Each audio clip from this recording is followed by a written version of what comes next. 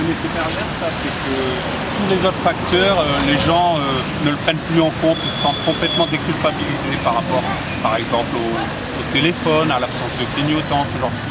Ils se sentent plus trop concernés parce que les campagnes négatives ne visent que la vitesse. Ils ont l'impression qu'il n'y a que ça comme facteur accidentogène. Et ils se disent à partir du moment où je roule pas vite, je suis pas dangereux. Mais non.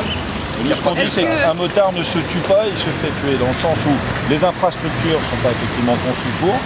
Quand on parle du doublement des rails sur autoroute ou sur un certain nombre de routes et de points dangereux, c'est quelque chose d'important. Effectivement, le rail, quand il est à hauteur, à mi-hauteur, une voiture peut s'arrêter dedans et glisser dedans.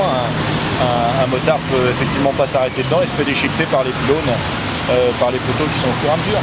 Quand on parle d'infrastructure comme ici, au milieu de la route, sur un véhicule qui a 4 roues, c'est pas déstabilisant. Sur un véhicule qui roule sur 2 cartes de crédit, c'est extrêmement déstabilisant. Pourquoi vous dites 2 cartes de crédit? Parce que ça glisse comme sur 2 cartes de crédit? Non, non, c'est qu'en fait, si vous regardez la surface qui est en contact avec le sol, la surface qui est en contact avec le sol, c'est celle-là.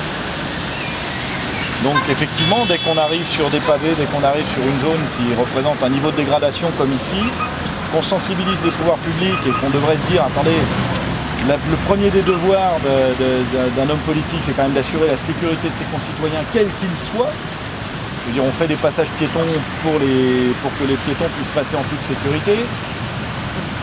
C'est un minimum qu'on demande, on ne demande pas la lune, quoi.